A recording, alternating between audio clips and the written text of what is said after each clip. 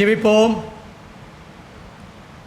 எங்கள் எல்லார் மேலும் எல்லாரோடும் எல்லாருக்குள்ளும் இருக்கின்ற பிதா குமாரன் பரிசுத்த ஆவியராகிய கடவுளே, உமது பிரதான கிருபையினாலே இரக்கத்தினாலே இந்த ஆண்டை துவக்கி 5 மாதங்களை முடித்துக்கொண்டு 6வது மாதத்தினுடைய 2ஆம் பரிசுத்த ஓய்வு நாளிலே நாங்கள் இந்திய நாட்டிலே நிலவுகின்ற கதவடைப்பு ஊரடங்கு சட்டத்தின் மூலமாக ஆண்டவரே உம்மை குடும்பமாக வழிபட முடியாமல் ஆங்காங்கே எங்களுடைய இல்லங்களையே தேவாலயங்களாக மாற்றி நாங்கள் வழிபட்டு கொண்டிருக்கிறோம். இப்படிப்பட்ட ஆன்மீக உணர்வை நீர் எங்கள் அனைவருக்கும் தந்து கொண்டிருக்கிறபடியால் மீண்டுமாக நன்றி பாராட்டுகின்றோம். இந்த ஆராதனையிலே நாங்கள் ஆன்மீக உணர்வோடு கூட பங்கேற்கின்ற போது தூய ஆவியரே எங்கள் ஒவ்வொருவரையும் காணொலி மூலமாக வழங்கப்படுகின்ற இந்த ஆராதனையில் பங்கேற்கின்ற அனைவரோடும் உமது கிருபை இருக்க பணிந்து மன்றாடுகின்றோம். இந்த ஆராதனை மூலமாக நாங்கள் ஏறெடுக்கப் போகின்ற போற்றுதல்கள், துதிகள், இறைவேண்டல்கள், கேட்கப் போகின்ற திருமறை தியானங்கள் எல்லாவற்றையும் எங்களுடைய ஆன்மீக வாழ்வுக்கு நீர் பயனுள்ளதாக மாற்றித்தர வேண்டுமாய் மன்றாடுகிறோம். ஆராதனை துவக்க முதல் நிறைய மட்டும் தூய ஆவியரே எங்கள் ஒவ்வொருவரையும் ஆட்கொள்ள வேண்டுமாய் மன்றாடுகின்றோம்.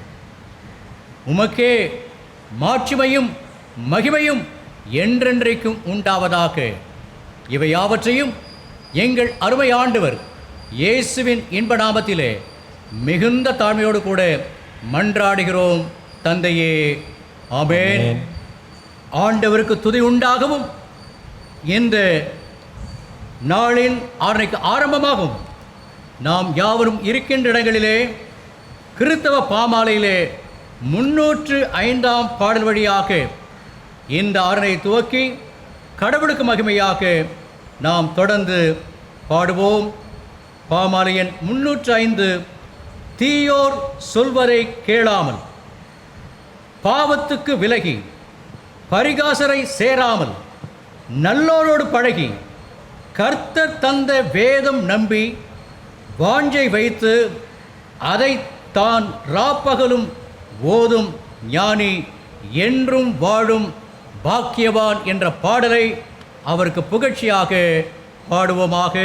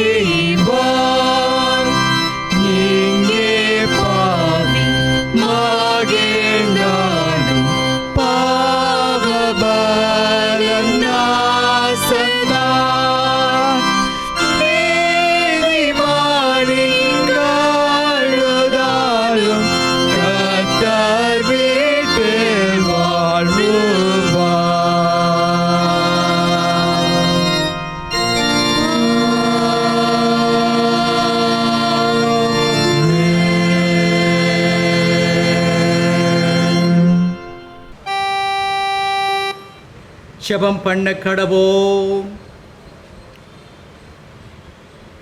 எங்கள் எல்லாருடைய இதயங்களையும் எல்லாருடைய மன விருப்பங்களையும் எல்லாருடைய வாழ்வின் அந்தரங்க ரகசியங்களையும் அறிந்திருக்கின்ற சர்வ வல்லமுள்ள கடவுளே, நாங்கள் உம்மிடத்தில் பரிபூர்ணமாய் அன்பு செலுத்தவும் உமது தூய நாமத்தை உத்தமாய் மேம்படுத்தவும் எங்கள் கர்த்தராகிய கிறிஸ்துவின் நிமித்தம் உமது தூய ஆவியரின் ஏவுதலால் எங்கள் அனைவரது இருதயத்தின் சிந்தனைகளை சுத்தம் பண்ணியருளோ.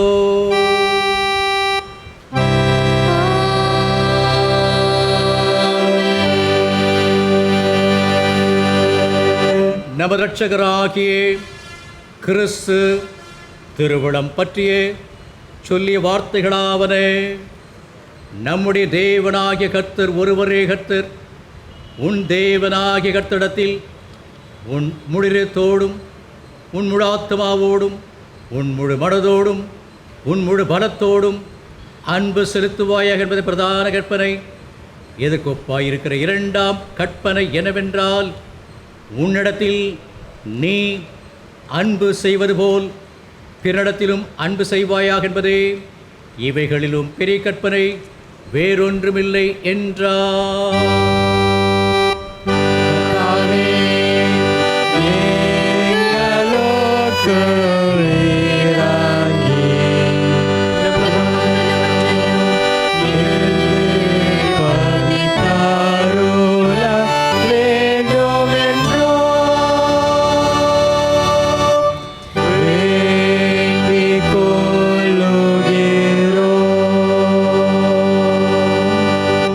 இன்றைய நாளுக்குரிய சுருக்க ஜெபத்தை எடுப்போம்.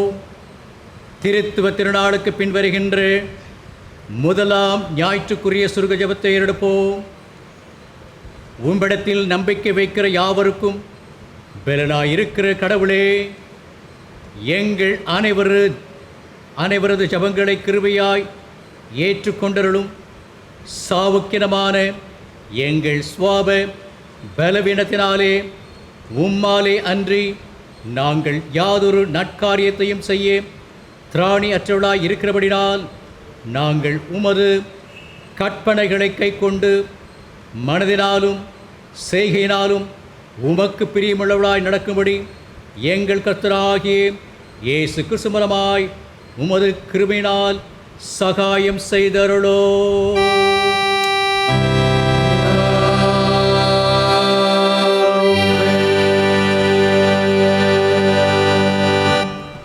இன்றைக்குரிய நற்செய்தி பகுதியை நாம் படிக்க கருத்தாய் கவனமாய் கேட்டு அப்பகுதியை பின்பற்றுவோமாக. இன்றைக்குரிய நற்செய்தி பாடம் அது தூய மார்க்கு என்பவர் எழுதின நற்செய்தி நூல் 16ஆம் அதிகாரம் 15 முதல் 20 உள்ள பகுதியை கருத்தாய் கவனமாய் படிக்கின்ற போது பின்பற்றுவோமாக. படிக்க வேண்டிய திருமறை பகுதி பரிசுத்த மார்க்கு எழுதின சுவிசேஷம் 16ஆம் அதிகாரம் வசனங்கள் 15 முதல் 20 வரை. மார்க்கு 16:15 வசனம். பின்பு அவர் அவர்களை நோக்கி, நீங்கள் உலகமெங்கும் போய் சர்வ சிருஷ்டிக்கும் சுவிசேஷத்தை பிரசங்கியுங்கள். விசுவாசம் உள்ளவனாகி ஞானஸ்நானம் பெற்றவன் ரட்சிக்கப்படுவான். விசுவாசியாதவனோ ஆக்கினைக்குள்ளாக தீர்க்கப்படுவான். விசுவாசிக்கிறவர்களால் நடக்கும் அடையாளங்களாவன: என் நாமத்தினாலே பிசாசுகளை துரத்துவார்கள், நவமான பாஷைகளை பேசுவார்கள், சர்ப்பங்களை எடுப்பார்கள், சாவுக்கு ஏதுவான யாதொன்றை குடித்தாலும் அது அவர்களை சேதப்படுத்தாது, வியாதியஸ்தர் மேல் கைகளை வைப்பார்கள், அப்பொழுது அவர்கள் சொஸ்தமாவார்கள் என்றார். இவ்விதமாய் கர்த்தர் அவர்களுடனே பேசின பின்பு பரலோகத்துக்கு எடுத்துக்கொள்ளப்பட்டு தேவனுடைய வலது பாரிசத்தில் உட்கார்ந்தார். அவர்கள் புறப்பட்டு போய் எங்கும் பிரசங்கம் பண்ணினார்கள். கர்த்தர் அவர்களுடனே கூட கிரியை நடப்பித்து அவர்களால் நடந்த அடையாளங்களினாலே வசனத்தை உறுதிப்படுத்தினார். ஆமேன். படிக்க வேண்டிய திருமறை பகுதி படித்தாயிட்டு. கிறிஸ்துவுக்கே மகிமை உண்டாவதாக. கிறிஸ்துவுக்குள் அன்பானவர்களே, இந்த மாதத்தினுடைய 2வது பரிசுத்த ஓய்வு நாளின் காலை பொழுதிலே காணொளி மூலமாக, அதுவும் சிறப்பாக ஆங்கிலிக்கன் திருச்சபையிலே திருத்துவ ஞாயிறை கொண்டு பின்வருகின்ற 24 ஞாயிறை நாம் கொண்டாடுகின்ற தருவாயிலே, அனுசரிக்கின்ற தருவாயிலே, திருத்துவ திருநாளுக்கு பின்வருகின்ற 1வது ஞாயிற்றுக்கிழமை ஆறனிலே காணொளி மூலமாக இந்த ஆறில் பங்கேற்றுக் கொண்டிருக்கிற உங்கள் அனைவரையும் காலை வந்தனங்கள் சொல்லி வரவேற்பதிலும் திருத்துவ கடவுள் திருப்பிறாலே வாழ்த்துவதிலும் மற்றற்ற மகிழ்ச்சி அடைகின்றேன். கிறிஸ்துவின் சமாதானம் உங்கள் அனைவரோடு தங்கியிருப்பதாக. பல ஆண்டுகளுக்கு முன்பாக நான் ஒரு குருசேகத்திலே ஆயராக பணியாற்றின போது நடைபெற்ற ஒரு சம்பவத்தை இன்றைய நாளின் தலைப்புக்கு ஏற்ற வண்ணமாக பகிர்ந்து கொள்ள வேண்டும் என்று விரும்புகின்றேன். அந்த நிகழ்வு இதுதான். ஒரு நாள் மாலை பொழுதினிலே ஒரு குடும்பத்தாரை சந்திப்பதற்காக நான் சென்றிருந்தேன். அந்த குடும்பத்தார் என்னை அன்போடு கூட வரவேற்று வரவேற்பறையிலே அமர செய்து எனக்கு தேநீர் தந்தார்கள். தருகின்ற போது அந்த வீட்டின் தலைவரும் தலைவியும் என்னோடு கூட உரையாடுகின்ற போது அந்த வீட்டிலே இருக்கின்ற ஒரு மகன் வீட்டுக்குள்ளாக தற்செயலாக நுழைந்தார். நுழைகின்ற போது இதுகாரும் என்னோடு கூட பேசிக்கொண்ட அந்த வீட்டின் தலைவி அவர்கள், ஐயா, நான் என்னுடைய உள்ளத்துக்குள்ளேயே ஜெபம் பண்ணி கொண்டேன். நீங்கள் இருக்கின்ற போதே என்னுடைய மகன் வர வேண்டும் என்று ஜெபித்தேன். அவண்ணமாக வந்துவிட்டான். இவன்தான் என்னுடைய மகன். இவன் இப்போது இன்ஜினியரிங் காலேஜிலே 1வது ஆண்டு படித்துக் கொண்டிருக்கிறான் என்று சொன்னது மட்டுமல்லாமல், ஐயா, இவனுக்கு பைபிளில் நிறைய சந்தேகம் இருக்குது. அவன் கேட்கின்ற கேள்விகளெல்லாம் என்னால் முடிந்த வரைக்கும் பதில் சொல்லிக் கொண்டிருக்கிறேன். ஆனால் சில கேள்விகளுக்கு என்னால் விடையளிக்க முடியவில்லை என்று அவர்கள் தங்களுடைய ஆதங்கத்தை தெரியப்படுத்தினார்கள். ஒருவேளை அந்த தம்பியை அழைத்து, என்ன தம்பி, என்ன உங்களுக்கு பிரச்சனை? திருமறையிலே உங்களுக்கு என்ன விடை காண வேண்டும் என்று முயல்கிறீர்கள் என்று கேட்டபோது அந்த தம்பி என்னோடு கூட பகிர்ந்து கொண்ட காரியம், ஐயா, நான் பள்ளியிலே பயின்றபோது எனக்கு விஞ்ஞானத்தை கற்றுத்தந்த ஆசிரியர் அவர்கள் இந்த உலகத்தை பற்றி சொல்லிக் கொடுக்கின்ற போது இந்த உலகம் பல கோடிக்கணக்கான ஆண்டுகளுக்கு முன்பாக படைக்கப்பட்டது என்று எனக்கு போதித்திருக்கிறார்கள். ஆனால் திருமறையை நான் பயிலுகின்ற போது, படிக்கின்ற போது, உண்மையிலே நான் திருமறையை நான் நம்புகின்றேன், விசுவாசிக்கின்றேன். இருந்தாலும் திருமறை கூறுகின்ற வரலாறு 6000 கொண்ட ஒரு வரலாறு என்பதை என்னுடைய ஆயரவர்கள், முன்பாக இருந்த ஆயரவர்கள் பகிர்ந்து கொண்டார்கள். ஆகவே எனக்கு எது சரி என்று தெரியவில்லை. நான் விஞ்ஞானத்திலே படித்த அந்த சம்பவம் உண்மையா, அல்லது நான் விசுவாசிக்கின்ற திருமறை புகட்டுகின்ற உலகத்தினுடைய வரலாறு உண்மையா என்ற ஒரு வினாவை எழுப்பினார். அன்பர்களே, இன்றைக்கு நாம் சார்ந்திருக்கின்ற திருச்சபை, அதுவும் திருத்துவ திருநாளுக்கு பின்வருகின்ற முதலாம் ஞாயிற்றிலே நாம் இருக்கின்ற போது, நமக்கு நாம் சார்ந்திருக்கின்ற திருச்சபை தந்திருக்கின்ற ஒரு தலைப்பை நான் இந்த நாளிலே பகிர்ந்து கொள்ள வேண்டும் என்று விரும்புகின்றேன். குறிப்பாக இந்த நாளுடைய தலைப்பை நான் இவ்வண்ணமாக அமைத்துக் கொண்டிருக்கிறேன். Creation proclaims God's glory. Creation proclaims God's glory. படைப்பு கடவுளின் மகிமையை பறைசாற்றுதல் என்பது. அன்பர்களே, இன்றைக்கு இந்த தலைப்பினை திருமறையிலே சில வசனங்களை ஆதாரமாக கொண்டு படைப்பு எவ்வண்ணமாக கடவுளுடைய மகிமையை பறைசாற்றுகிறது என்பதை குறித்து உங்களோடு கூட காலத்தை கருத்திலே கொண்டு 3 துணை தலைப்பு கீழாக பகிர்ந்து கொள்ள வேண்டும் என்று விரும்புகின்றேன். இந்த சிந்தனைகளை சிந்திப்பதற்கு முன்பாக கண்களை மூடி தலைகளை தாழ்த்தி நாம் இறைவனை நோக்கி வேண்டுதல் புரிவோம்.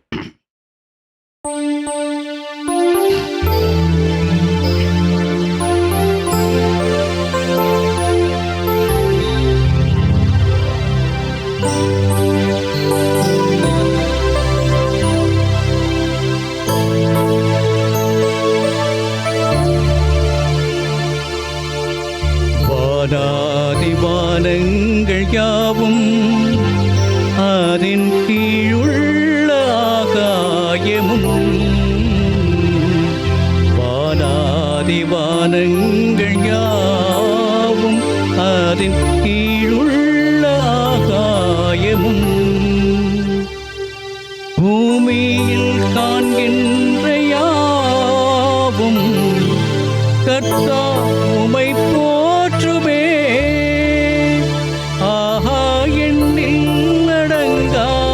தோற்றிரும் தேவா என்றென்றும் நான் பாடுவேன். எண்ணில் அடங்கா தோற்றிரும் தேவா என்றென்றும் நான் பாடுவேன்.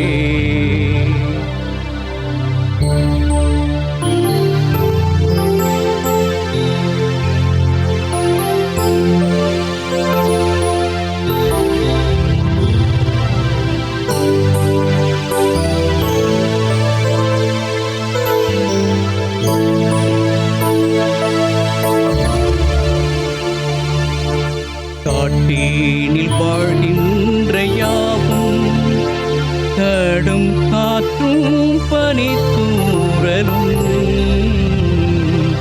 காட்டீனில் வாழ்கின்ற யாவும் கடும் காற்றும் பனித்தூறலும், நாட்டில் வாழ்கின்ற யாவும் நாதா உம்மை போற்றுமே. எண்ணில் அடங்கா தோத்திரம் தேவா என்றென்றும் நான் பாடுவேன். எண்ணில் அடங்கா தோத்திரம் தேவா என்றென்றும் நான் பாடுவேன்.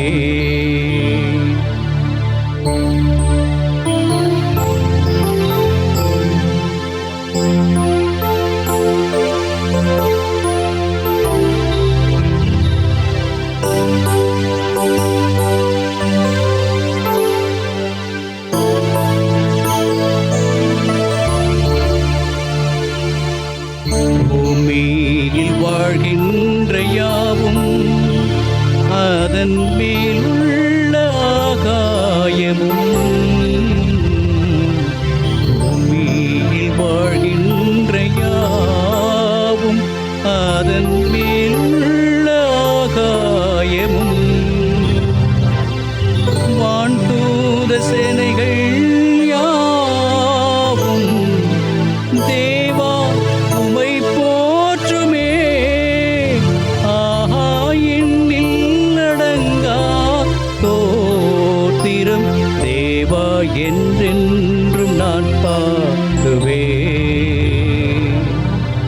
இந்நாள் வரை என் வாழ்விலே, இந்நாள் வரை என் வாழ்விலே நீ செய்த நன்மைக்கே ஆஹா எண்ணில் அடங்கா தோத்திரம் தேவா என்றென்றும் நான் பாடுவேன். அன்பிறைந்த ஆண்டவரே, பூமியும் அது நிறைவும் கர்த்தருடையது என்ற வார்த்தை மட்டுமல்ல, திருமறை ஒட்டுமொத்தமாக படைப்பு யாவும் உம்முடையது என்பதை பறைசாற்றிக் கொண்டிருக்கிற உண்மைக்காக நாங்கள் நன்றி பாராட்டுகிறோம். இன்றைக்கும் creation proclaims God's glory. படைப்பு கடவுளின் மகிமையை பறைசாற்றுகின்றது என்ற தலைப்பினை மையமாக கொண்டு இந்த தியானத்தில் நாங்கள் ஈடுபடுகிறோம். அடியனுடைய வாயின் வார்த்தைகளும் ஒலிபெருக்கின் துணை கொண்டு காணொளி காட்சியின் மூலமாக இந்த சிந்தனையிலே தங்களை இருத்திக் கொள்ள விரும்புகின்ற இறைமக்கள் அத்துணை பேருடைய இருதயத்தின் சிந்தனைகளும் உம்முடைய சமூகத்திலே ஏற்புடையதாக இருப்பதாக சுவாமி. ஆமென். Creation proclaims God's glory. படைப்பு கடவுளின் மகிமையை பறைசாற்றுதல் என்ற தலைப்பை நாம் சிந்திக்கின்ற போது நமக்கு கிடைக்கின்ற முதலாவது சிந்தனை ஆதியாகமம் 1 அதிகாரம் 31 வசனம், 2 அதிகாரம் 19 வசனம். இந்த 2 வசனங்கள் மட்டுமல்ல, திருமறையிலே எண்ணிலடங்காத வசனங்களை நாம் படைப்பின் கடவுளை கொண்டு நாம் பொருத்தி பார்க்கிற போது நமக்கு கிடைக்கின்ற முதலாவது சிந்தனை படைப்பாளரும் பண்பும் என்பது. படைப்பாளரும் பண்பும் என்பது. என்னுடைய முகவுரையிலே நான் சொன்னவனமாக அந்த தம்பியோடு கூட நான் உரையாடின போது அந்த தம்பி கேட்ட வினா, ஐயா, விஞ்ஞானம் கூறும் வரலாறு உண்மையானதா அல்லது திருமறை கூறுகின்ற வரலாறு உண்மையானதா என்று கேட்டபோது இரண்டுமே உண்மைதான் என்று நான் பகிர்ந்து கொண்டேன். அன்பர்களே, விஞ்ஞானம் கூறுகின்ற படைப்பின் வரலாற்றை நாம் பார்க்கிற போது பிக் பேங் தியரி என்று சொல்லப்படுகின்ற கேலக்சி என்று சொல்லப்படுகின்ற நம்முடைய கண்களுக்கு புலப்படாத விண்வெளியில் இருக்கின்ற அநேக கோளங்கள், எத்தனையோ ஆயிரக்கணக்கான கோளங்கள் சுற்றி கொண்டிருப்பதாக விஞ்ஞானிகள் கூறுகிறார்கள். அதாவது ஒன்று பக்கத்திலே 43 பூஜ்ஜியங்கள் போட்டால் வருகின்ற அந்த ஆண்டிலே இந்த பிக் பேங் தியரி நடைபெற்றதாக கூறுகிறார்கள். இதனுடைய காரியம் என்ன என்று பார்க்கிற போது நம்முடைய கண்களுக்கு புலப்படாத எண்ணிலடங்காத ஆயிரக்கணக்கான கோளங்கள் சுற்றி கொடுக்க தருவாயிலே ஒன்று பக்கத்திலே 43 பூஜ்ஜியங்கள் போட்டால் அந்த ஆண்டிலே விண்வெளியிலே காணப்படுகின்ற கோளங்கள் ஒன்றை ஒன்று முட்டி இப்போதிருக்கின்ற உலகம் உருவாயிற்று என்பதாக விஞ்ஞானிகள் கூறுகிறார்கள். குறிப்பாக த தியரி ஆஃப் எவல்யூஷன் என்ற ஒரு அருமையான புத்தகத்தை உயிரினங்கள் எவ்வாறு தோன்றின என்ற புத்தகத்தை எழுதியிருக்கின்ற டார்வின், பரிணாம வளர்ச்சியை பற்றி கூறியிருக்கின்ற டார்வின் அவர்கள் இவ்வண்ணமாக கூறுகிறார்கள். தன்னுடைய நூலின் இறுதிப் பகுதியிலே, பல யுகங்களாக உயிரற்று கிடந்த பொருளினின்று உயிரை தோன்ற செய்து மேலும் பல கோடி ஆண்டுகளில் உயிர் வகைகளை வளரச் செய்து இறுதியில் மனிதரையும் கடவுள் படைத்தார் என்று கூறுவது கடவுளின் மாண்பை மேலும் சிறக்க செய்கிறது என எழுதி, இறுதி வரை டார்வின் கடவுள் பற்று உடையவராகவே வாழ்ந்தார் என்று அறிந்து கொள்ள முடிகிறது. அன்பர்களே, இன்றைக்கு விஞ்ஞான உலகம் கூறுகின்ற ஒரு சிந்தனை என சொன்னால், இந்த உலகம் தற்செயலாக தோன்றினது, இதை யாரும் உருவாக்கவில்லை, மாறாக அமீபா என்று சொல்லப்படுகின்ற ஒரு செல்லிருந்தான் இன்றைக்கு இந்த உலகம் உண்டாகி இருப்பதாக விஞ்ஞானிகள் கூறுகின்றார்கள். ஆனால் நம்முடைய கணிப்பு என சொன்னால், அந்த அமீபா என்று முதலாக தோன்றின அந்த செல்லை உருவாக்கினவர் யார் என்பதுதான் நாம் ஆத்திகவாதிகளாக எழுப்புகின்ற அடிப்படையான கேள்வி. இந்த உலகத்தை குறித்து விஞ்ஞான உலகம் கூறுகின்ற கோட்பாட்டை நாம் கேள்வி கேட்டால், ஒருவேளை நாத்திகவாதிகள் இந்த உலக தற்செயலானது உருவாக்கப்பட்டது என்று கூறுவார்கள். ஆனால் சங்கீதம் 14:1 நாம் படிக்கிற போது அங்கே கடவுள் இல்லை என்று மதிகேடன் சொல்கிறான் என்று திருப்பாடல்களிலே நாம் படித்திருக்கின்றோம். இந்த உலகம் தற்செயலாக உருவாக்கப்பட்டது என்று நாம் சொல்லுகின்ற போது கடவுள் இல்லை என்கின்ற ஒரு வாதத்துக்கு வந்துவிடுவோம். ஆனால் திருமறை கூறுகின்ற உண்மை சொன்னால், கடவுள் இல்லை என்று மதிகெட்டவன் சொல்லுகிறான் என்று சங்கீதம் 14:1 வாசிக்கிறோம். அன்பர்களே, ஒருவேளை ஆங்கிலத்திலே இவ்வண்ணமாக ஒரு எழுத்தை, ஒரு சொற்றொடரை நான் சில நாட்களுக்கு முன்பாக படித்தேன். அந்த சொற்றொடர் இதுதான்: God is nowhere என்பது. God is nowhere. ஆனால் இந்த nowhere என்கின்ற அந்த ஆங்கில பதத்தை நாம் இரண்டாக பிரிக்கின்ற போது God is now here என்று அதை இவ்வண்ணமாக மொழிபெயர்க்கலாம் என்று நாம் புரிந்து கொள்ளலாம். அன்பர்களே, கடவுள் இல்லை என்று சொல்லுகின்ற நாத்திகர்களுக்கு சைவ சித்தாந்தத்தை இயற்றின மெய்கண்டார் கூறுகின்ற ஒரு சொற்றொடர் என்ன சொன்னால், ஒரு ஸ்லோகம் என்ன சொன்னால், இலது இலது எனில் உளது என்று மெய்கண்டார் சைவ சித்தாந்தத்திலே அவர் சூத்திரமாக சொல்லியிருக்கின்றார். இலது இலது என்றால் உளது என்று கூறுகிறார்.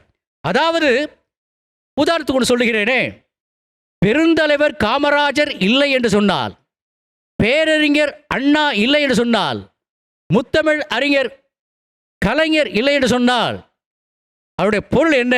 அவர்கள் எல்லாம் இந்த உலகத்திலே வாழ்ந்தார்கள், வாழ்ந்து கொண்டிருக்கிறார்கள் என்பது பொருள்.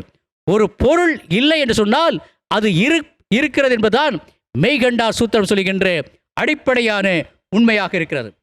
அன்பர்களே, சமய நம்பிக்கை உள்ள நம் நம்பிக்கை, கடவுள்தான் இந்த உலகத்தை படைத்தார், அவர்தான் சிருஷ்டிகர்த்தா என்பதை சங்கீதம் 97:6-7 வசனங்களில் மட்டுமல்ல, ஏசாயா 37:16, 40 12 26 வசனங்களிலே நாம் படித்தருகின்றோம். இந்த உலகம் தற்செயலால் உண்டானது அல்ல, இதை உருவாக்கினவர் கடவுள் என்பதாக நம்முடைய திருமறை அழகாக பதிவு செய்திருக்கிறது. அன்பர்களே, படைப்பாளரும் பண்பும் என்கின்ற இந்த முதலாவது தலைப்பை சிந்திக்கின்ற போது, படைப்பாளருடைய பண்பை அவருடைய படைப்பிலே நாம் படித்தருகின்றோம். குறிப்பாக நான் ஏற்கனவே சொன்னவனமாக தொடக்க நூல் ஆதியாகமம் 2 19 வசனத்தை படித்தருகிற போது, கடவுள் ஏதேன் தோட்டத்தை உருவாக்கினார், அதிலே முதல் மனிதனாகிய ஆதாம் கொண்டு போய் வைக்கிறார், அவருக்கு ஏற்ற துணையாக ஏவாள் என்கின்ற மனுஷியை அங்கே உருவாக்கி ஏதேன் தோட்டத்திலே அவர்களை உலாவ விடுகின்றார். இப்படி அவர்கள் செய்தபோது வசனம் சொல்கிறது, படைத்த படைப்புகளின் மீது கடவுள் தன்னுடைய அதிகாரத்தை செலுத்த முற்படாமல் படைப்புகளை ஆதாமிடத்திலே ஒப்புவித்து அவர் என்ன பெயரை சூட்டினாரோ அதுதான் இன்றைக்கும் விளங்குவதாக திருமறையிலே நாம் படித்தருகின்றோம். அன்பர்களே, உதாரணத்துக்கு ஒன்று நான் சொல்ல விரும்புகின்றேன். நம்முடைய குடும்பங்களிலே பிள்ளைகளை நாம் பெற்றெடுக்கிறோம். பிள்ளைகளை பெற்றெடுக்கிற போது அவர்களுக்கு பெயர் சூட்டுகிறோம். பெயர் சூட்டுகின்ற காரியம் பெற்றவர்களையும் அல்ல பெற்றவருடைய பெற்றவர்களையும் அவருடைய அதிகாரத்துக்கு உட்பட்டது. வழியிலே போகின்றவர் வருகளெல்லாம் நாம் பெற்றெடுத்த பிள்ளைகளுக்கு பெயர் சூட்டுகின்ற அதிகாரத்தை எந்த ஒரு பெற்றோரும் கொடுக்க மாட்டார்கள். இங்கே படைப்பாளராகிய பண்பு என்ன? படைப்பு அனைத்தையும் கொண்டு வந்து தன்னால் கைகளின் கிரியைகள் மூலமாக உருவாக்கப்பட்டு ஆதாமிடத்தில் கொண்டு வருகிறார். தன்னுடைய அதிகாரத்தை தாழ எடுத்துக்கொள்ளாமல் அதிகார பரவலோடு கூட அங்கே பெயர் வைக்கின்ற அதிகாரத்தை தன்னால் உருவாக்கப்பட்ட ஆதாமிடத்தில் கொடுத்தார் என்று பார்க்கிறோம். ஒருவேளை தமிழிலே ஒரு பழமொழி உண்டு, படைத்தான் படைப்பெல்லாம் மனுவுக்காக, மனுவை படைத்தான் தன்னை வணங்க என்ற ஒரு காரியத்தை நாம் தமிழ் இலக்கியத்திலே படித்தறிந்திருப்போம். அன்பர்களே, இங்கே தன்னால் உருவாக்கப்பட்ட மனிதனிடம் கொண்டு வந்து அவர் படைப்பினுடைய மாண்பை, ஒருவேளை பண்பை வெளிப்படுத்தினார். அதிகாரத்தை கொடுத்து ஆதாம் என்ன பெயர் சூட்டுகின்றாரோ அந்த சொல்தான் இன்றைக்கு நிலை வருவதாக நாம் படித்திருக்கின்றோம். ஆகவே முதலாவதாக இந்த படைப்பை குறித்து நாம் சிந்திக்கின்ற போது இந்த படைப்பு தற்செயலால் உண்டானது அல்ல. குறிப்பாக அன்பர்களே, இந்த படைப்பை குறித்து நாம் ஆதியாகமம் 1ஆம் அதிகாரம் 2ஆம் அதிகாரங்களிலே நாம் படித்தறிகின்றோம். இந்த ஆதியாகமம் 1ஆம் அதிகாரம் 1ஆம் வசனத்தை இன்றைக்கு இருக்கின்ற திருமறை வல்லுநர்கள், இறையியல் அறிஞர்கள் இவ்வண்ணமாக சொல்கிறார்கள். காரணம் என்ன சொன்னால், ஒன்று பக்கத்திலே 43 பூஜ்ஜியங்கள் போட்டால் உலகம் உருவானது என்று சொல்லுகின்ற அளவுக்கு இன்றைக்கு விஞ்ஞானிகள் இருக்கின்ற போது இந்த ஆதியாகமம் 1ஆம் அதிகாரம் 1ஆம் வசனத்தை ஆதியிலே கடவுள் வானத்தையும் பூமியையும் படைத்தார் என்று முற்றுப்புள்ளி வைத்து விடுகிறோம். ஆனால் இன்றைக்கு இருக்கின்ற இறையியல் வல்லுநர்கள், திருமறை வல்லுநர்கள் இதை எப்படி படிக்க வேண்டும் சொன்னால், மூல மொழியிலிருந்து எப்படி படிக்க வேண்டும் சொன்னால், in the beginning when God created heaven and earth என்று படிக்க வேண்டும் சொல்கிறார்கள். அதாவது ஆதியிலே கடவுள் வானத்தையும் பூமியையும் படைத்த பொழுது என்று படிக்க வேண்டும் என்று சொல்கிறார்கள். காரணம் என்ன? ஒன்று பக்கத்திலே 43 பூஜ்ஜியங்கள் மட்டுமில்லை, இப்படி ஆதியிலே ஒழுங்கற்று இருந்த இந்த உலகத்தை ஒழுங்குபடுத்தப்படுகின்ற நிலையிலே, வெறுமையாயிருந்த உலகத்தை நிரப்புகின்ற பணியிலே கடவுள் தன்னை ஈடுபடுத்திக் கொண்டிருக்கிற போது அங்கே இவ்வண்ணமாக படைத்தார். ஆகவே ஆதியிலே என்ற வார்த்தைக்கு யாராலும் பொருள் விளக்கும் எண்ணிக்கை தர இயலாது என்று பார்க்கிறோம். ஆகவே அன்பர்களே, இங்கே படைப்பாளரும் பண்பு என்று பார்க்கிற போது நம்மால் நேசிக்கப்படுகின்ற மிக மிக அழகாக இருக்கிறது என்ற பொருட்களை நாம் மற்றவர்கள் எளிதாக கை வைக்க விடமாட்டோம். கடவுளுடைய படைப்பு நல்லது நல்லது என்று நாம் 1ஆம் அதிகாரத்திலே படிக்கின்றோம். ஆனால் இந்த வார்த்தை எவ்வண்ணமாக மொழிபெயர்க்க செய்யப்பட வேண்டும் சொன்னால், தான் படைத்த படைப்பை கடவுள் மிக மிக அழகாக இருக்கிறது என்று கண்டார் என்று படிக்க வேண்டும். நல்லது என்பது வேறே, மிக மிக மிக அழகாக இருக்கிறது என்று படிப்பது வேறே. ஆகவே இங்கே மிக மிக அழகாக இருந்த இந்த உலகத்தை கடவுள் தன்னுடைய அதிகாரத்திற்குட்படாமல் அந்த அதிகாரத்தை தன்னால் உருவாக்கப்பட்ட மனிதத்தில் கொண்டு வந்து தன்னுடைய அருமையான பண்பை, தன்னலமற்ற பண்பை வெளிப்படுத்தினார் என்று பார்க்கிறோம். ஆகவே இன்றைக்கு கிரியேஷன் proclaims God's glory என்ற இந்த தலைப்பு, படைப்பு கடவுளுடைய மகிமையை பறைசாற்றுகின்ற போது நமக்கு கிடைக்கின்ற முதலாவது சிந்தனை படைப்பும் படைப்பாளரும் பண்பும் என்பது. இரண்டாவதாக, படைப்பு கடவுளுடைய மகிமையை பறைசாற்றுதல் என்ற தலைப்பை நாம் சிந்திக்கின்ற போது சங்கீதம் 8:5 முதல் 8 வசனங்களையும், ரோமர் 8ஆம் அதிகாரம் 20 முதல் 22 வசனங்களையும் நாம் ஒரு சேர படிக்கிற போது நமக்கு கிடைக்கின்ற இரண்டாவது தலைப்பு படைப்பும் பரிதவிப்பும் என்பது. படைப்பாளரும் பண்பும் என்பது முதலாவது தலைப்பு.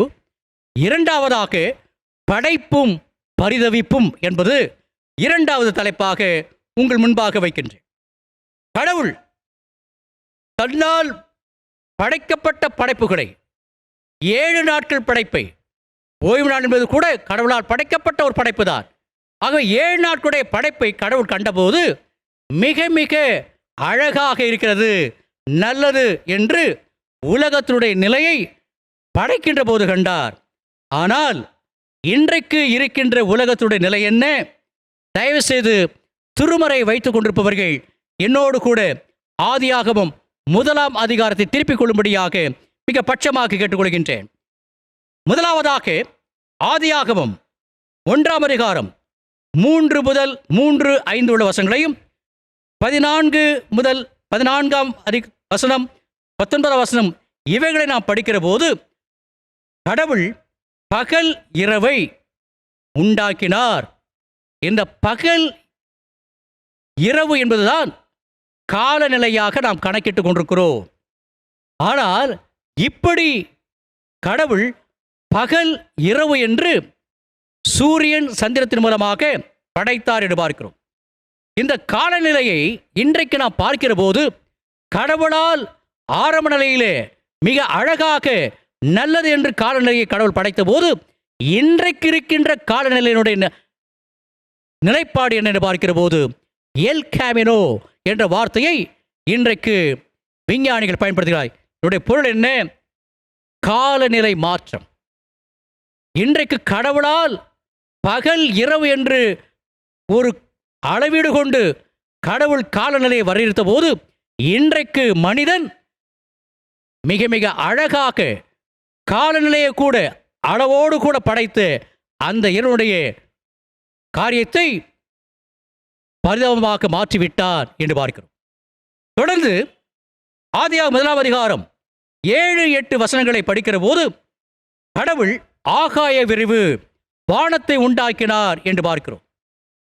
இப்படி வானத்தை உண்டாக்கி மிக மிக அழகாக நல்லது என்று கண்டு அந்த படைப்பாளுடைய நிலைப்பாடு என்ன என்று பார்க்கிற போது இன்றைக்கு அநேக கண்டங்களிலே, குறிப்பாக ஆஸ்திரேலியா கண்டத்திலே ஏறத்தாழ 5 முதல் 7 கிலோமீட்டர் வரைக்குமாக மேலே கடவுள் ஓசோன் என்ற படலத்தை உருவாக்கியிருக்கிறார். இந்த ஓசோன் படலத்தினுடைய நிலைப்பாடு என்ன, நன்மை என்று பார்க்கிற போது நேரடியாக சூரிய உஷ்ணத்தை நம்முடைய உடல் பெறாமல், ஒருவேளை சூரியனுடைய ஒளிக்கதிர்கள் நம்முடைய உடல் மீது படுமானால் நம்முடைய உடலில் இருக்கிற தோள்கள் வெடித்து இரத்த நாளங்களின் மூலமாக இரத்தம் வெளியேறுகிற சூழல் ஏற்பட்டுவிடும். ஆனால் கடவுள் நமக்கு பயனுண்டாக இருக்கும்படியாக, இரத்த நாளங்களில் இரத்தம் வெளியேறாமல் இருக்கும்படியாக மேலே நம்முடைய உடல்கள் பொறுத்து கொள்கின்ற வண்ணமாக உஷ்ணத்தை, ஓசோன் படலத்தை அமைத்து அந்த ஓசோன் படலம் வடிகட்டுகின்ற உஷ்ணத்தை நாம் பெற்றுக்கொண்டிருக்கிறோம். இன்றைக்கு மனிதன் செய்கிற காரியம் என்ன? இந்த ஓசோன் படலத்துக்கும் அவன் துரோகம் செய்து விட்டான் என்று பார்க்கிறோம். மூன்றாவதாக ஆதியாகமம் 1ஆம் அதிகாரம் 9 முதல் 13 வசனங்களை நாம் படிக்கிற போது கடவுள் நீரை படைத்தார். இந்த நீரின் மூலமாக மரம், செடி, கொடிகள் உருவாக்கப்பட்டன என்று பார்க்கிறோம். அன்பர்களே, நீரின்றி அமையாது உலகம் என்று சொல்வார்கள். கடவுள் இந்த நீரை படைத்து மிக மிக அழகு, நல்லது என்று கண்டார். ஆனால் இன்றைக்கு இருக்கின்ற நிலைப்பாடு என்ன? Water contamination. ஒருவேளை மாசு படிந்த நீரை நாம் பருகின்ற சூழலை நாம் கண்டு கொண்டிருக்கிறோம். இன்றைக்கு நீரை விலை கொடுத்து வாங்குகின்ற அவலட்சணமான நிலைக்கு நாம் தள்ளப்பட்டு கொண்டிருக்கிறோம். இது மட்டுமல்லாமல் இன்றைக்கு கார்ப்பரேட் கம்பெனிகள் மூலமாக நிலத்தடி நீர் சுரண்டப்படுகிறது. ஏழை எளிய மக்கள், விவசாயிகள் பாதிக்கப்பட்டுக் கொண்டிருக்கின்ற ஒரு காரியத்தை பார்க்கிறோம். மட்டுமல்லாமல் இந்த நீரின் மூலமாக மரம், செடி, கொடிகள் தானாக வளர்கின்ற சூழல் இன்றைக்கு டீஃபாரஸ்டேஷன் அல்லது சாலை விரிவாக்கம் என்ற பெயரிலே கடவுளால் படைக்கப்பட்டு, இயற்கையாக படைக்கப்பட்டு இந்த காரியங்கள் எல்லாம் அழிக்கப்பட்டு கொண்டிருக்கிற சூழலை நாம் காணுகின்றோம். நான்காவதாக ஆதியாகமம் 1 அதிகாரம் 20 முதல் 24 வசனங்கள் படிக்கின்ற போது கடவுள் பறவைகள், மச்சங்கள், மிருகங்கள் இவை எல்லாவற்றையும் படைத்தார் என்ற ஒரு குறிப்பை காணுகிறோம். ஆனால் இந்த படைப்புகள் எல்லாம் பறவைகள், மச்சங்கள், மிருகங்களை படைத்த போது கடவுள் மிக மிக அழகாக இருக்கிறது, நலமாக இருக்கிறது கண்டார். ஆனால் இன்றைய நிலை என்ன? படைப்பு பரிதாபமாக மாற்றப்பட்டிருக்கிறது. குறிப்பாக பறவைகளிலே நாம் ஒருவேளை சிறு வயதிலே சிட்டுக்குருவிகளை நான் கண்டிருக்கிறேன். ஆனால் இன்றைக்கு சென்னை நகரத்திலே சிட்டுக்குருவியுடைய எண்ணிக்கை மிக மிக குறைந்து காணப்படுகிறது என்று பார்க்கிறோம். இது மட்டுமல்லாமல் இன்றைக்கும் மேற்கத்திய கிழக்கத்திய நாடுகள் கடவுளால் உருவாக்கப்பட்ட கடல்வாழ் உயிரினங்களாகிய திமிங்கலங்கள் இவைகளெல்லாம் வேட்டையாடப்பட்டு அந்த உயிரினமே அழிக்கப்படுகிற சூழலை கண்டு கொண்டிருக்கிறோம். இது மட்டுமல்லாமல் மிருகங்கள், டைனோசரஸ், இன்னுமாக பெங்கால் டைகர்ஸ், காண்டாமிருகம், யானை போன்ற மிருகங்கள் எல்லாம் இன்றைக்கு அழிக்கப்பட்டு கொண்டிருக்கிறது. வருங்கால சந்ததிக்கு இவைகளெல்லாம் புகைப்படத்தின் மூலமாகத்தான் நாம் காட்டுகின்ற அவலட்சணமான சூழலுக்கு இந்த உலகை தள்ளி கொண்டிருக்கிறோம் என்பதை நாம் மறந்துவிடக் கூடாது. ஆகவே படைப்பு பரிதாபமாக மாறிக்கொண்டிருக்கிறது. மட்டுமல்லாமல் இறுதியாக 6ஆம் நாளிலே கடவுள் மனிதனை படைத்தார். அதுவும் தன்னுடைய சாயல், தன்னுடைய ரூபத்தின்படியாக மனிதனை அவர் உருவாக்கினார், படைத்தார் என்று பார்க்கிறோம். இப்படி படைக்கப்பட்ட மனிதன் கடவுளுடைய சாயலை இழந்து, ரூபத்தை இழந்து 4ஆம் அதிகாரத்தை நாம் படிக்கிற போது ஆதாம் ஏவாள் பெற்றெடுத்த காயின் என்று சொல்லப்படுகின்ற மகன் அவள் பெற்றெடுத்த இன்னொரு மகனாகிய ஆபேலை கொலை செய்கின்ற அளவுக்கு, ஒரு மனிதன் இன்னொரு மனிதனுடைய உயிரை எடுக்கின்ற அளவுக்கு இந்த உலகம் தலைகீழாக மாற்றப்பட்டிருக்கிற சூழலை கண்டு கொண்டிருக்கிறோம். அன்பர்களே, 1970களிலே நந்தனம் கலைக்கல்லூரியிலே நான் பயின்று கொண்ட போது அப்போது என்னுடைய ஆலயத்தினுடைய போதகராக இருந்து கர்த்தருக்குள் நடத்தெழுந்திருக்கின்ற ரெவரண்ட் C.S. வேதக்கன ஆகியவர்கள் ஏறத்தாழ ஒரு 20 பேரை வாலிபர் ஐக்கிய சங்கத்தினார் அங்கத்தினராக பெசன்ட் நகர் கடற்கரைக்கு எங்களை கொண்டு சென்றார். கொண்டு சென்று அவர் எல்லாவற்றையும் எங்களோடு கூட பகிர்ந்து கொண்டு இறுதியிலே 20 பேருக்கும் உலக வரைபடத்தை தந்தார். அந்த உலக வரைபடத்தை ஒரு 6-7 துண்டுகளாக கிழிக்கும்படி எங்களிடத்தை பணித்தார். நாங்கள் எல்லோரும் கிழித்து விட்டோம். பிற்பாடாக சொன்னார், இந்த உலக படத்தை நீங்கள் மீண்டுமாக முழுவதுமாக எனக்கு ஒட்டித்தார்கள் சொன்னார். பல பேர் கஷ்டப்பட்டோம். அதில் இன்றைக்கு அமெரிக்க ஐக்கிய நாடுகளில் வாழ்ந்து கொண்டிருக்கிற என்னுடைய அருமை நண்பர் ஒருவர் துரிதமாக ஒட்டிவிட்டார்.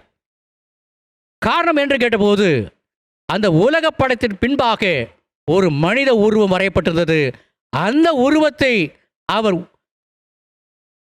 ஏற்புடையதாக ஒட்டிவிட்டதன் காரணமாக அந்த உலக படம் வந்துவிட்டது. ஆயிரம் சொன்னார்கள், இன்றைக்கு உலகம் பரிதாபமான நிலையிலே சென்று கொண்டு சொன்னால் முக்கியமான காரணம் மனிதர்களாகிய நீங்கள் நானும் தான். மனிதர்களாகிய நீங்கள் நானும் தெரிந்துவிட்டால் இந்த உலகம் படைப்பாக இருக்கும் என்று சொன்னார். அன்பர்களே, இன்றைக்கு இந்த காரியத்தை நாம் பார்க்கிற போது படைப்பு பரிதாபமாக இருக்கிற சூழல். இதற்கு கடவுள் விடை காண மாட்டார், நீங்கள் நானும் தான் விடை காணும்படியாக அழைக்கப்படுகிறோம். மூன்றாவதாக, படைப்பு கடவுளின் மகிமையை பறைசாற்றுதல். கிரியேஷன் proclaims God's glory என்ற தலைப்பை நாம் சிந்திக்கின்ற போது, மூன்றாவதாக லூக்கா 8ஆம் அதிகாரம் 24-25 வசனங்களையும், 2 பேதுரு 3ஆம் அதிகாரம் 10, 12, 13 வசனங்களையும், மல்கியா 3ஆம் அதிகாரம் 2, 3 வசனங்களையும், வெளிப்படுத்தின விசேஷம் 12ஆம் அதிகாரம் 1ஆம் வசனத்தை நாம் படித்தறிகிற போது நமக்கு கிடைக்கின்ற மூன்றாவது சிந்தனை படைப்பாளரும் பண்பும். முதல் சிந்தனை படைப்பும் பரிதவிப்பும். இரண்டாவது சிந்தனை மூன்றாவதாக படைப்பும் பரிகாரமும் என்பது. அன்பர்களே, இன்றைக்கு நான் சொன்ன இந்த வசனங்களை நீங்கள் வீட்டில் இருந்து நன்றாக படித்து பாருங்கள். இதிலே நமக்கு கிடைக்கிற சிந்தனை படைப்புகள் பரிகாரம் தேடுகின்றன என்று பார்க்கிறோம். ஏனென்றால் நாம் ஏற்கனவே ரோமர் 8ஆம் அதிகாரம் 20 முதல் 23 வசனங்களிலே படித்தறிகிற போது, அங்கே பவுலடிகளார் ரோமபுரியாருக்கு திருச்சபைக்கு எழுதுகின்ற போது, நமக்கு தெரிந்திருக்கிற வண்ணமாக இதுகாரும் சகல படைப்பும் ஏகமாய் தவித்து கர்ப்பவேதனை பட்டுக் கொண்டிருக்கிறது என்பதை பரிதவிப்பினையாக அங்கே எழுதியிருக்கின்ற சூழலை நாம் படிக்கின்றோம். தொடர்ந்து நாம் படிக்கிற போது படைப்பும் பரிகாரம் தேட வேண்டிய சூழல் அதிகாரத்தை பெற்றிருக்கிற, ஆண்டு கொள்ளுங்கள் பயன்படுத்திக் கொள்ள சொன்ன அந்த அதிகாரத்தை பெற்றிருக்கிற மனிதர்களாகிய உங்களுடைய கடங்களிலே கொடுக்கப்பட்டிருக்கிற என்பதை நாம் மறந்துவிடலாகாது. அன்பர்களே, நம்முடைய நடைமுறை வாழ்விலே தங்களின் பொருட்களின் மீது, தாங்கள் நேசிக்கின்ற பொருட்களின் மீது மற்றவர்கள் உரிமை கொண்டாட யாரும் விரும்ப மாட்டோம். உதாரணமாக, மிக கடினப்பாடோடு கூட 2 சக்கர வாகனத்தையோ 4 சக்கர வாகனத்தையோ நாம் வாங்குகின்ற போது அதன் மீது நமக்கு மிகுந்த அக்கறை ஏற்படும். ஏனென்றால் உழைத்து சம்பாதித்த உழைப்பின் மூலமாக வந்த அந்த வாகனங்கள். இப்படிப்பட்ட வாகனத்தின் மீது பிறர் உரிமை செலுத்த நாம் ஒருபோதும் அனுமதிக்க மாட்டோம். நம்முடைய இல்லங்களும் இதற்கு விதிவிலக்கல்ல. ஆனால் இங்கே நாம் காணுகின்ற காரியம், படைப்பாளராகிய கடவுள் இந்த படைப்பினுடைய உரிமையை உங்களுடைய என்னுடைய கரங்களிலே தந்திருக்கிறார் என்பது. பரிகாரம் தேட வேண்டியது நீங்களும் நானும் தான். குறிப்பாக லூக்கா 8ஆம் அதிகாரம் 24-25 வசனங்களிலே நாம் படிக்கிற போது,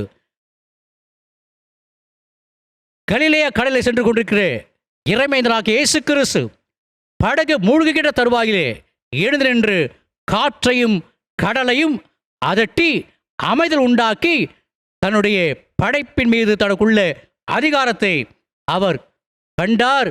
உயிருக்கு போராடி கொண்டது அங்கே மக்களுக்கு ஒரு பரிகாரத்தை அவர் காணும்படியாக செய்தார். தொடர்ந்து நாம் வெளிப்படுத்தின விசேஷம் 21ஆம் அதிகாரம் 1ஆம் வசனம் படிக்கின்ற போது, சிங்காசனத்தின் மேல் வீற்றிருக்க அந்த ஆட்டுக்குட்டியாருடைய கடவுள், இதோ நான் சகலத்தை புதிதாக்குறேன் சொல்லி பழைய வானத்தையும் பழைய பூமியை ஒழித்து போட்டார், புதிய வானத்தையும் புதிய பூமியை உண்டாக்குவேன் என்று சொல்லி அவர் அங்கே அரியணையில் உட்கார்ந்து கொண்டு சொல்லிக் கொண்டிருக்கிறார் பார்க்கிறோம். அன்பர்களே, தொடர்ந்து 2 பேதுரு 3ஆம் அதிகாரம் 10, 12, 13 வசனங்களையும், மல்கியா 3ஆம் அதிகாரம் 2, 3 வசனங்களையும் நாம் படிக்கிற போது அங்கே நமக்கு கிடைக்கின்ற ஒரு தகவல், கடவுள் நெருப்பினால் இந்த உலகத்தை சுட்டெரிக்கப் போகிறார் என்ற ஒரு சிந்தனை ஓட்டம் பேதுரு எழுதுகின்றார். மல்கியாவும் இவ்வண்ணமாக அவர் அமர்ந்து வெள்ளியை சுத்திகரிக்கின்ற பணியிலே தன்னை ஈடுபடுத்திக் கொண்டிருக்கிறார் என்று எழுதுகின்றார். அன்பர்களே, இன்றைக்கு கிறிஸ்தவர்களாகிய நமக்கு இருக்கின்ற ஒரு பெரிய தாக்கம் என்று சொன்னால், நோவாவுடைய காலத்திலே கடவுள் இந்த உலகத்தை நீரினால் அழித்தார். இரண்டாவது நாம் வாழ்ந்து கொண்டிருக்கிற தற்போதைய உலகம் நெருப்பினால் அழிக்கப்பட போகிறது என்கின்ற ஒரு அருமையான அழகான சிந்தனையை கிறிஸ்தவ மக்களாகிய நீங்கள் நான் மாத்திரம்தான் பெற்றிருக்கிறோம். என்னுடைய அடிப்படையான கேள்வி என்ன சொன்னால், can God able to destroy his own creation என்பது. Can God able to destroy his own creation. ஏனென்றால் கடவுள் இந்த உலகத்தை படைக்கிற போது மிக மிக அழகாக நல்லதென்று கண்டார். இப்படி நல்லதென்று தன்னால் காணப்பட்ட, மிக மிக அழகாக இருக்கிறது என்று காணப்பட்ட இந்த உலகத்தை அவர் அழிப்பாரா என்ற அடிப்படையான கேள்வியை நாம் எழுப்பி பார்க்க வேண்டிய நண்பர்களே.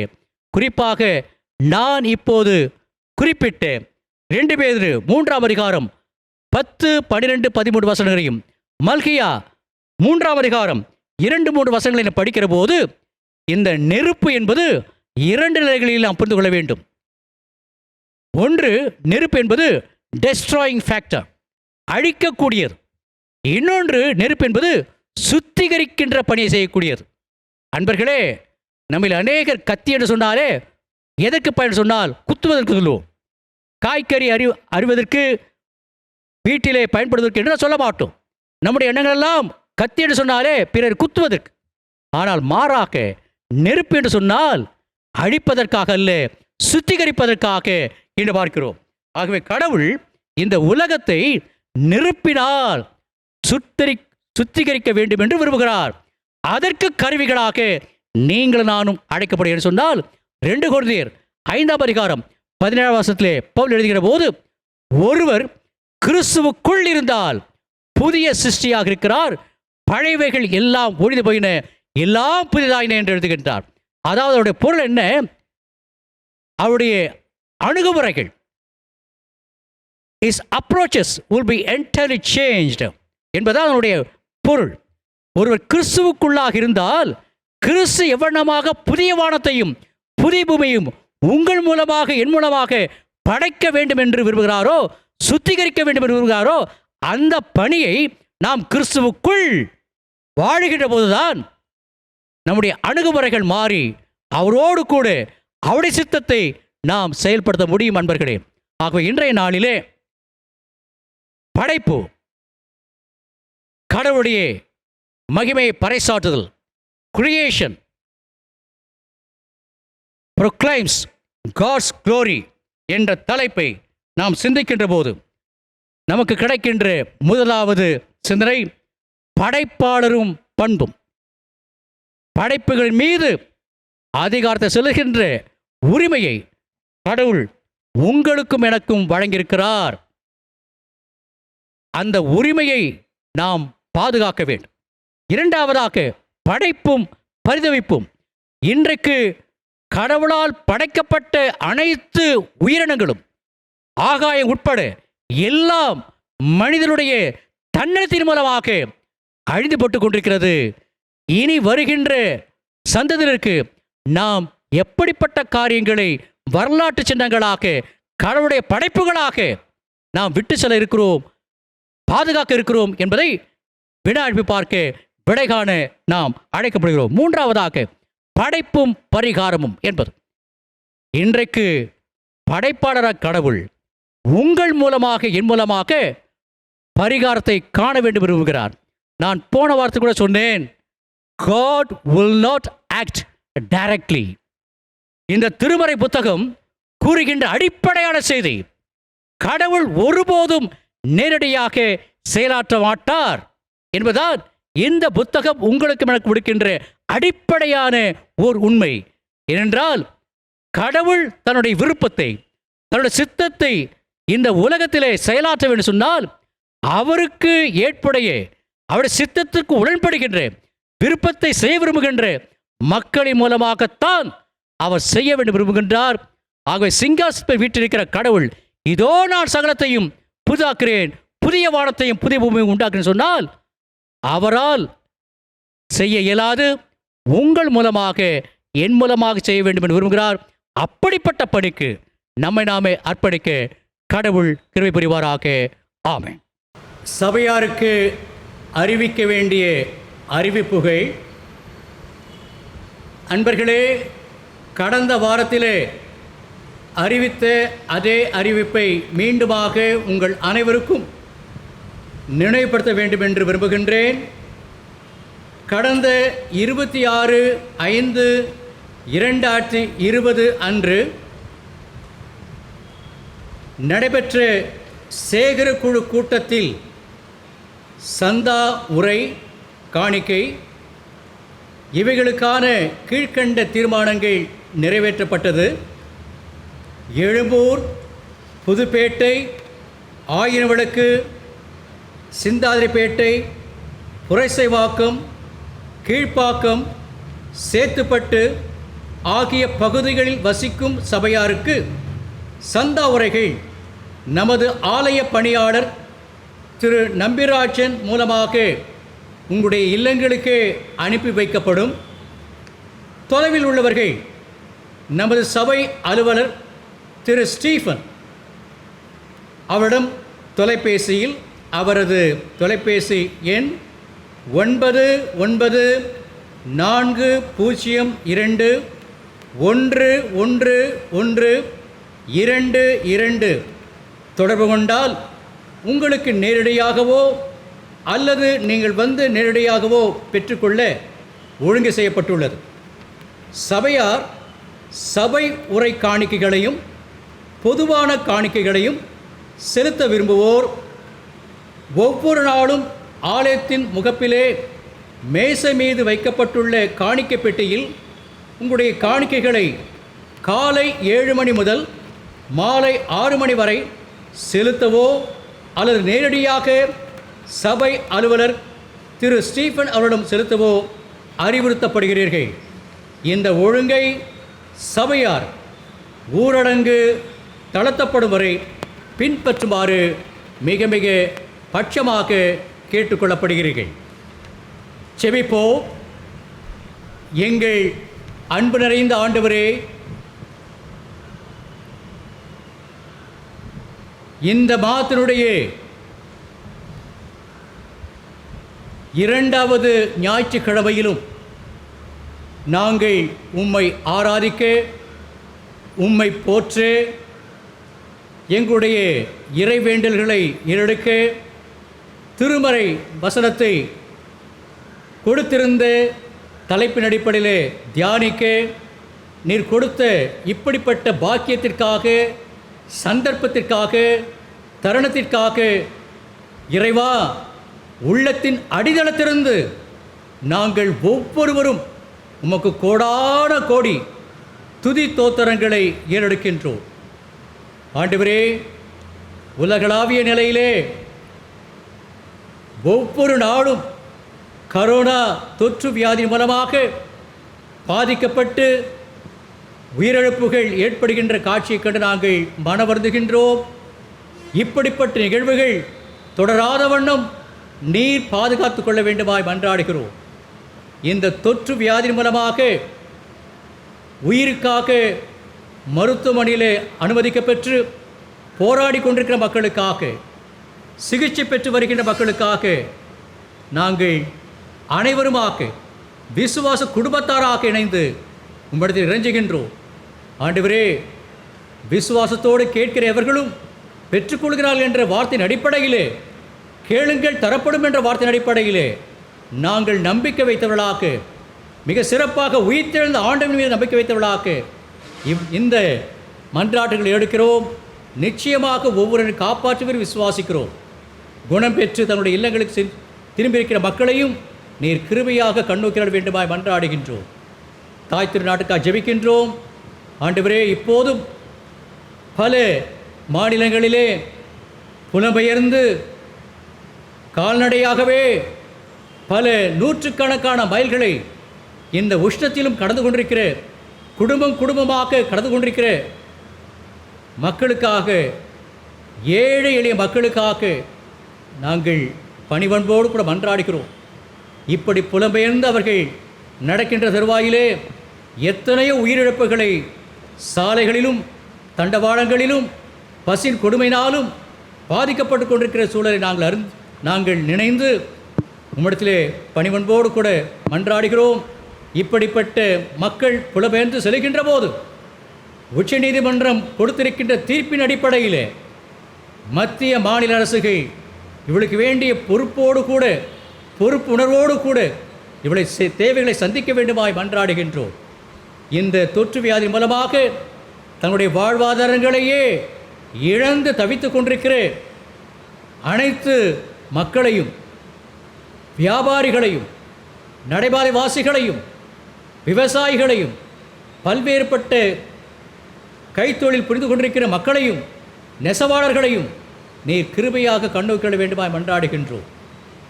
ஆண்டவரே, இந்த தொற்று வியாதி தொடர்ந்து பரவாமல் இருக்க செவிலியர்கள், மருத்துவர்கள், காவலர்கள், தூய்மை பணியாளர்கள் எடுக்கின்ற அத்தனை முயற்சிகளையும் நீர் மக்களுடைய சுகவாழ்வுக்காக, நலவாழ்வுக்காக பயனுள்ளதாக மாற்றித்தார். இந்த திருச்சபையிலே அங்க வைத்துக் கொண்டிருக்கிற ஒவ்வொரு மக்களுக்காக நாங்கள் ஜெபிப்பது மட்டுமல்ல, பேராயத்திற்காகவும், பேராயருக்காகவும், அவருடைய திருப்பணியாளர்களுக்காகவும், குடும்பத்தினருக்காகவும், பேராயத்தில் இருக்கின்ற ஒவ்வொரு குரு செயல்களிலே பணியாற்றி கொண்டிருக்கிற அருள் பணியாளர்களுக்காகவும், மிஷனரிமார்களுக்காகவும், மட்டுமல்லாமல் நிறுவனங்களுக்காகவும், நிறுவன தலைவர்களுக்காகவும், நிறுவனத்தில் பணியாற்றி கொண்டிருக்க பல்வேறுபட்ட பணியாளர்களுக்காக நாங்கள் நன்றி உணர்வோடு வருகிறோம். அனைவரையும் ஆஸ்பத்திரியிலும் இந்த கடுமையான உஷ்ணத்திலிருந்து ஒவ்வொரு மக்களையும் நீர் காத்துக்கொள்ள வேண்டுமாய் மன்றாடுகின்றோம். மிக சிறப்பாக 179 ஆண்டுகள் கடந்து கொண்டிருக்கிற எங்களுடைய திருச்சபைக்காக நாங்கள் நன்றி உணர்வோடு கொடுத்து வருகிறோம். இந்த திருச்சபை எங்களுடைய திருச்சபை. இந்த திருச்சபை மூலமாக எங்களுடைய முன்னோர்கள் ஆன்மீக வளங்களை கண்டார்கள். இந்த திருச்சபை எந்த திருச்சபைக்கும் கீழானது அல்ல என்கின்ற அப்படிப்பட்ட எண்ணத்தை நாங்கள் அறவே வெறுத்து, இந்த திருச்சபை எங்களுடைய திருச்சபை, எங்களுடைய பங்களிப்பின் மூலமாக இந்த திருச்சபை மாண்புற வேண்டும், இந்த திருச்சபை மூலமாக நாங்கள் இறைமக்களாக மாண்புற வேண்டும் என்கின்ற நோக்கோடு கூட நாங்கள் தொடர்ந்து செயலாற்றும்படியான கிருபைகளை தந்திட வேண்டுமாய், இறையரசுக்குரிய தகவுகளை எங்களுடைய அன்றாட வாழ்விலே செயல்படுத்துகின்ற துணிவையும் எண்ணங்களையும் தந்திட வேண்டுமாய் மன்றாடுகின்றோம். மட்டுமல்லாமல் திருச்சபையில் அங்க வைத்துக் கொண்டிருக்கிற ஒவ்வொரு குடும்பங்களையும், சிறியோரையும், வாலிபர்களையும், முதியவர்களையும் நீர் கிருபையாக கண்ணுக்கள் வேண்டுமாய் மன்றாடுகின்றோம். குறிப்பாக கரோனா வியாதி மூலமாக, உஷ்ண நிமித்தமாக முதியவர்கள் பாதிக்கப்பட்டு போகாத வண்ணம் நீர் பாதுகாத்துக் கொள்ள வேண்டுமாய் மன்றாடுகிறோம். வெளிநாடுகளிலும் வெளியூர்களிலும் இருக்கின்ற பெற்றோர்கள், பிள்ளைகள், உடன்பிறப்புகள் யாவரோடும் உமது கிருபை இருக்க மன்றாடுகிறோம். இந்த திருச்சபையில் அங்கு வைத்துக் கொண்டிருக்கிற மக்கள் எங்களுக்கு தெரியாமல் யாராவது மருத்துவமனைகளிலே சிகிச்சை பெற்றுக் கொண்டிருப்பார்களானால் அவளோடு கூட உமது கிருபை இருக்க மன்றாடுகிறோம். மட்டுமல்லாமல் தகப்பனே, எங்களுக்காக ஜெபித்துக்கொள்ளும் சொன்ன ஒவ்வொரு மக்களையும் நாங்கள் இந்த நிமிடத்திலே நினைந்து ஜெபிக்கின்றோம். அவருடைய தேவைகளெல்லாம் சந்திக்க வேண்டுமாய் மன்றாடுகிறோம். ஆண்டவரே, தொடர்ந்து பல்வேறுபட்ட உடல் பலவீனங்கள், மனபாரங்கள், மன உளைச்சல், மன அழுத்தம், மட்டுமல்லாமல் பொருளாதார நெருக்கடி, மாத சம்பளம் வாங்குகின்றவர்கள் மாத சம்பளத்தை பெறாமல் இருக்கின்ற காரியங்கள், இவைகளின் மூலமாக பாதிக்கப்பட்டு கொண்டிருக்கிற மக்களுக்காகவும், குடும்ப பிரச்சனை மூலமாக பாதிக்கப்பட்டு கொண்ட மக்களுக்காகவும் நாங்கள் விசுவாச குடும்பத்தாராக ஜெபிக்கின்றோம். ஒவ்வொருவருக்கு வேண்டிய சந்தோஷத்தையும் சமாதானத்தையும் நீர் தந்திட வேண்டுமாய் மன்றாடுகிறோம். தொடர்ந்து ஆண்டவரே, 10வது எழுதப் போகின்ற பிள்ளைகளுக்காக, 12வது எழுதி முடித்திருக்கிற பிள்ளைகளுக்காக, தொடர்ந்து கல்லூரிகளிலே இணைந்து பயிலப் போகின்ற பிள்ளைகளுக்காக ஜெபிக்கின்றோம்.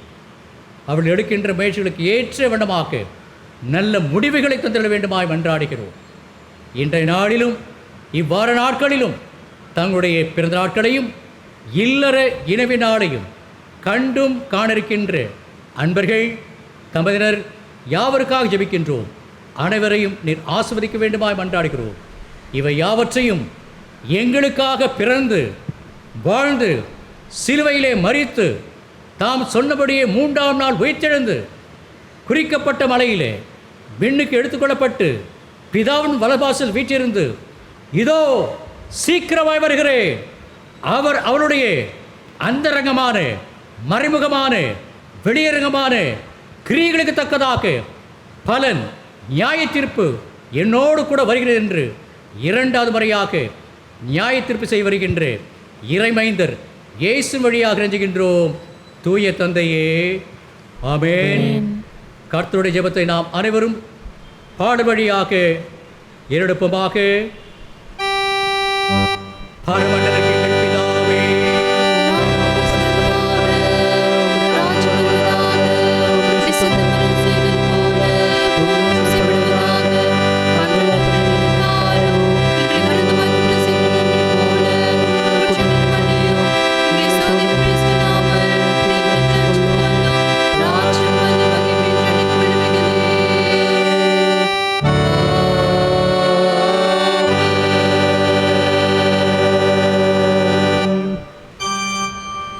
எல்லா புத்திக்கு மேலான தேவ சமாதானங்களோடு கூட இருந்து நீங்கள் தேவனையும் அவருடைய குமாரனாகிய நம்முடைய நாதர் இயேசு கிறிஸ்து பற்றிய அறிவிலும் அன்பில் அறித்திருக்கும்படி உங்கள் இருதயத்தையும் சிந்தையும் காக்க கடவது.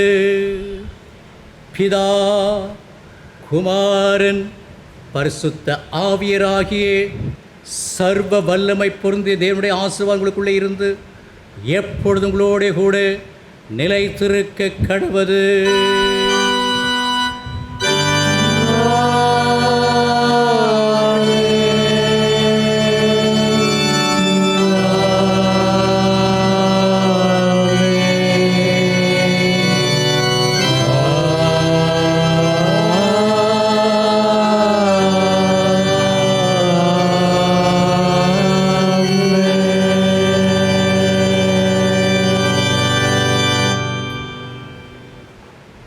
Creation proclaims God's glory.